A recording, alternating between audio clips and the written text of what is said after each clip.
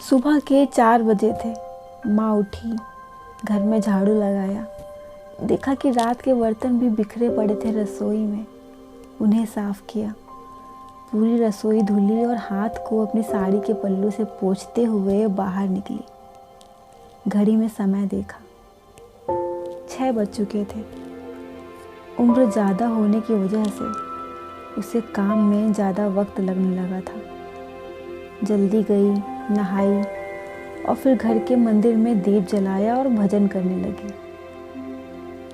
भजन की तेज आवाज़ को सुनकर बहू की नींद खुल गई। बहू गुस्से में उठी, तुम्हारी माँ का रोज का नाटक है। अब चैन से सो भी नहीं सकती मैं, इतनी सुबह उठकर चिल्लाने लगती है। बेटा अपनी पत्नी की बातें सुन रहा था, बाहर आया गुस्से में।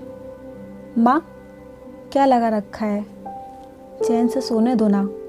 और कोई काम नहीं है क्या तुम्हें? जीना हराम कर रखा है। पूरे दिन घर में पड़ी रहती हो, क्या समझोगी? माँ ने भगवान के सामने हाथ जोड़ा और भजन को वहीं बंद कर भगवान से माफ़ी मांगी। भगवान, आप मेरे बेटे की बातों का बुरा मत मानना, वो दिल का बहुत अच्छा है। वो तो आज थका होगा, इसलिए उसे गुस्सा आ गया, उसे माफ़ करना। अब सुबह के 8 बज चुके थे। बहू कमरे से बाहर आई, अभी तक नाश्ता भी नहीं बना, मुझे नहाना भी है। सुनो, तुम्हारी माँ किसी काम की नहीं है, पता नहीं क्यों हमारे गले पड़ी है।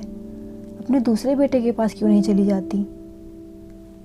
बेटा सुनता रहा। माँ भी कमरे के अंदर बैठे सब सुन रही थी और बेटे की खामोशी देख उसकी आंखों से आंसुओं की धारा फूट पड़ी। क्यों हमेशा ऐसा होता है कि जिस बेटे को माँ ने जन्म दिया, उसे पाल पोस कर बड़ा किया, उसकी हर ख्वाहिश को पूरा किया, उसकी खामोशी को भी महसूस किया, उसके लिए अपना अस्तित्व त्याग दिया, उस बेटे को माँ से ऐसी ईर्ष्या? और अगर ईर्ष्या नहीं है तो फिर आवाज़ क्यों नहीं उठाते?